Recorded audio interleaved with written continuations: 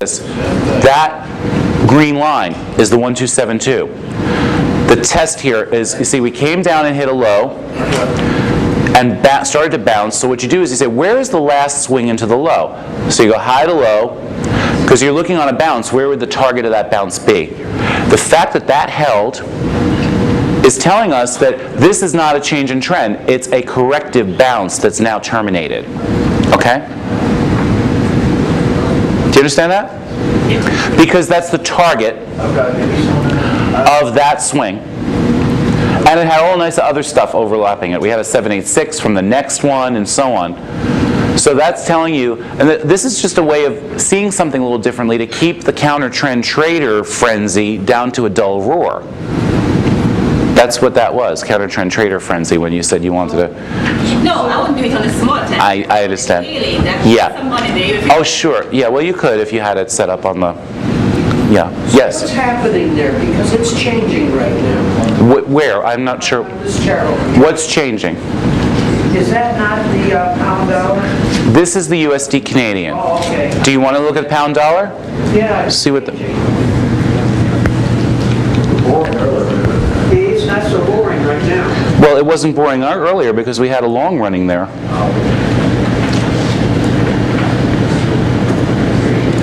Okay, that doesn't look particularly shocking to me, but maybe the 15-minute? I'm on a, well, I guess I'm on a 3-minute. Yeah, well, we're not going there. All right, we still have symmetry support holding. We did have a breakdown below the plus 100 line, so a conservative trader there would exit. And it's probably going to trigger long again because we have the outstanding upside target. You know, but it's just dropping a little bit. On these time frames, that's certainly way too fast to take a short, and I wouldn't be taking a short anyway with the outstanding upside targets, unless we, I mean, first of all, there's no short side triggers here. I need something to tell me, look at that 60-minute CCI.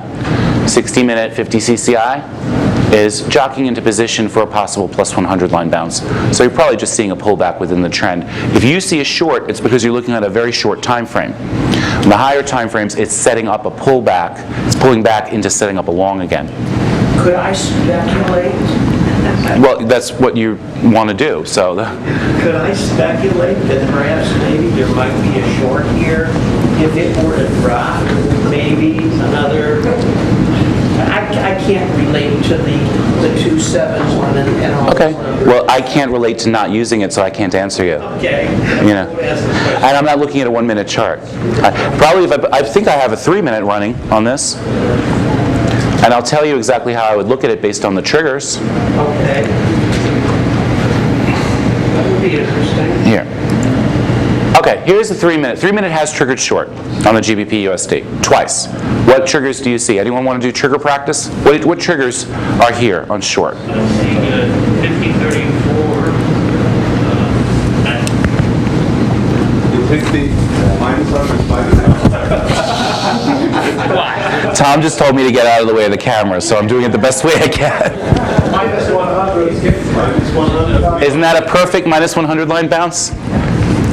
And a minus 100 bounce. Yeah, and this is a good example of why you have to look at the higher time frames, because if you're trading a 3-minute chart, that's a wonderful short and you're welcome to it, but you are trading directly into 15 and 60-minute support.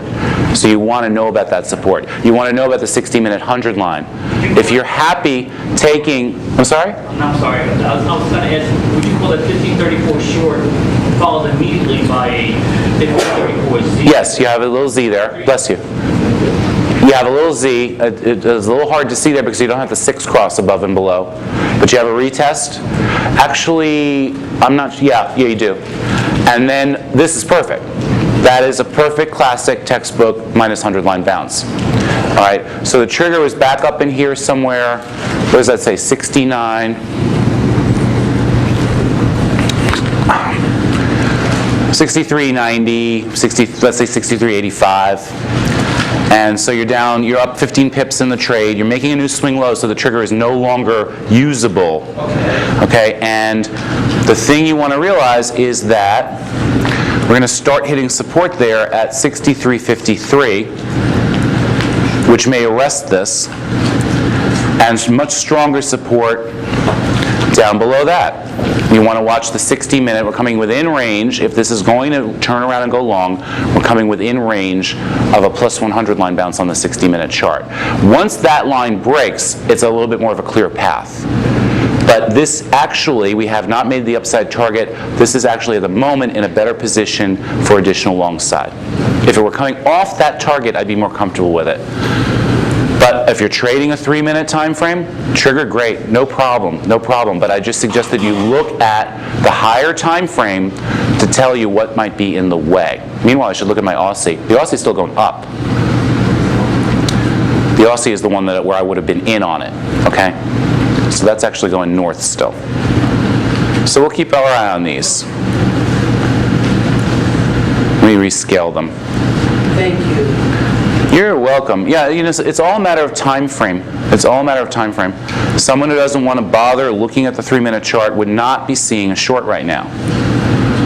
If you want to get a quick profit in there and you're willing to sit on the trade that way, that's great. Personally, I used to do that all the time. I just don't have time these days to do it. I'm doing that with my ES stuff and letting these trades run longer. Just get that arranged better. And of course, by the way, while we were talking about all this other stuff, we have had additional Canadian short side triggers. Okay?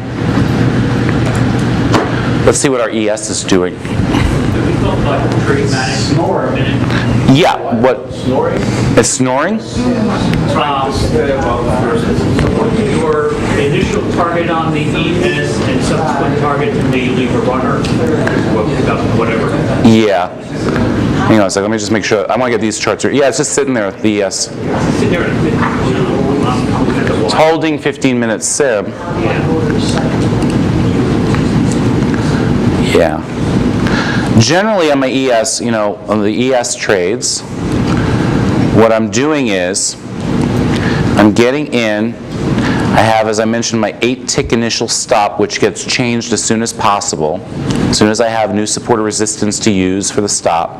I take off one contract at 8 ticks. I'm thinking of reducing that a little bit though, because my stats are showing that I hit the 6 ticks a lot more frequently on my losers, the ones that come back and stop me out at break even.